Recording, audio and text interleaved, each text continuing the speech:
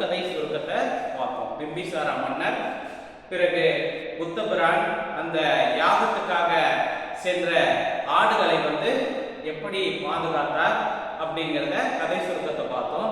இப்ப என்ன பண்ணாரு அப்படிங்கிறத ஒரு விரிவான ஒரு பாடல் மூலமாக நம்ம பார்க்கலாம்.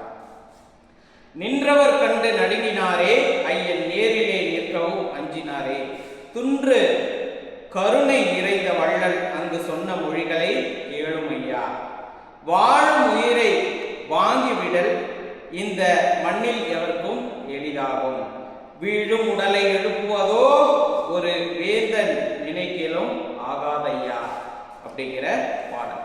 யாகசாலையில் நின்றவர் அனைவரும் புத்தபிரானை கண்டு நடுங்கினர். அவர் முன்னால் நிற்கவும் அஞ்சினர். கூடி இருந்த மக்களின் முன்னால் இரக்கமே உருவான புத்தபிரான் கூறிய உரையை கேளுங்கள். முதல் பாடலினுடைய பொருளே இதுதான். நின்றவர் கண்டு நடுங்கினாரே, ஐயன் நேரிலே நிற்கவும் அஞ்சினாரே. அப்ப அந்த யாகசாலை, பிம்பிசாரரினுடைய யாகசாலைக்கு போறாங்க இல்லையா, அங்க போன உடனேயே அங்கு கூடியிருந்த மக்கள் எல்லாம் புத்தபிரான், ஏன்னா அவரோட முன்னாள் ராஜாவாக இருந்திருக்கிறார். பிறகும் ஒரு நேர்மையான மனிதரை பார்த்தா எப்பொழுதுமே ஒரு தவறான எண்ணம் கொண்ட மனிதர்களுக்கு ஒரு பயமானது எப்போதுமே இருக்கும். ஆக அவருடைய நேரிலே நிற்கவும் அஞ்சினரே, துன்று கருணை நிறைந்த வள்ளல். ஆக அந்த கருணை நயம் கொண்ட அந்த புத்தபிரானை கண்டு அங்க இருக்கின்ற மக்கள் எல்லாம் அதாவது வணக்கம் தெரிவித்தார்கள், நேரிலே நிற்க அஞ்சினார்கள். பிறகு அவர் சொன்ன மொழிகளை கேளுமையா அப்படிங்கிறதா இந்த முதல் பத்தியினுடைய பொருளாக இருக்கிறது. மீண்டும் ஒரு முறை வாசித்து காட்டுறேன்.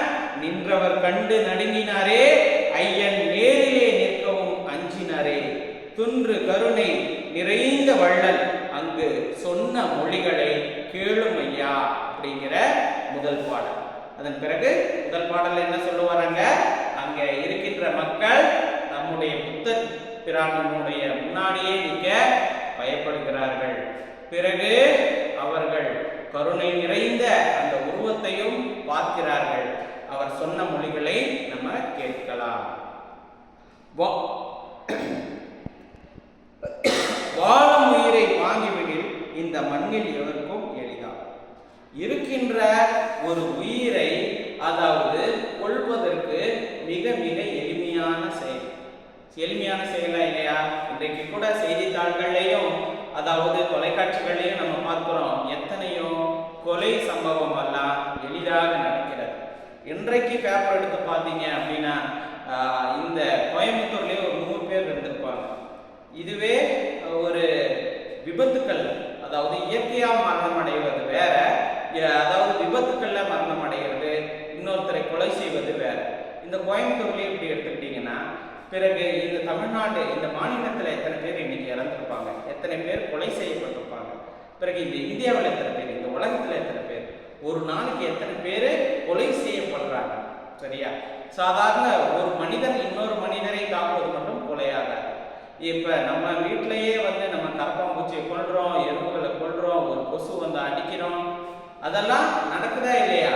அது எல்லாமே கொலைதான் என்று சொல்லுகிறார்கள். என்ன சொல்றாரு, இந்த உலகத்திலே வாழும் உயிரை வாங்கிவிடல், வாழுகின்ற உயிரை அதாவது அதனுடைய உயிரை எடுப்பது வாங்கிவிடல் இந்த மண்ணில் எவருக்கும் எளிதாகும். இந்த பூமியில பாத்தீங்கன்னா யாரு வேணா கொள்ளலாம், அது மிகவும் எளிய செயல்.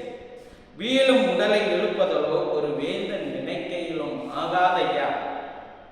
ஒரு இறந்து போன ஒரு உடலை யாராலும் எழுப்ப முடியுமா? நீங்க சொல்லுங்க, யாராலும் எழுப்ப முடியுமா? முடியவே முடியாத காரியம். நம்ம என்ன பாடுபட்டாலும் நம்மளால முடியாது. நம்ம ஒரு பணத்துக்கு முன்னாடி உட்கார்ந்துக்கிட்டு எவ்வளவு நேரம் வேணா சாமி கிட்ட பிரேயர் பண்ணலாம். அந்த அந்த பணமானது, அந்த பிணமானது எழுந்து வருமா? வராது. எத்தனையோ யாகம் நடத்தலாம், என்னென்னவோ பண்ணலாம். அது திரைப்படங்கள்ல இறந்த உடலை திருப்பி மீண்டும் எழுப்பது அப்படியெல்லாம் சகஜமா வரும். சரியா?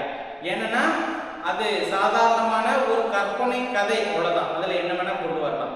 ஆனா நிஜ வாழ்க்கையில அது முற்றிலுமே ஒரு மாறுபட்ட கருத்தாக இருக்கிறது. ஏன்னா அது நிஜமாலுமே முடியவே முடியாத ஒரு செயல். ஆக வீழ்ந்த உடலை எழுப்புதல் என்பது மண்ணில் அதாவது எளிதான செயல் கிடையாது. அது என்ன சொல்றாங்க? வீழ்ந்த உடலை எழுப்புதலோ வேந்தன் நினைக்கையிலும் ஆகாதையா. வேந்தன் என்றால் அரசன் என்று கூறுவார்கள்.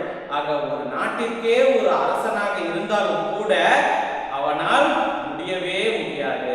வீழ்ந்த உடலை எழுப்புவது எவனாலுமே முடியாது. மாணவர்களே, இந்த ஆசிய ஜோதி என்ற பாடலிலே 2 பத்திகளை நம்ம பார்த்தோம். அடுத்த வகுப்பிலே மீதமுள்ள பத்திகளை நாம் காணலாம்.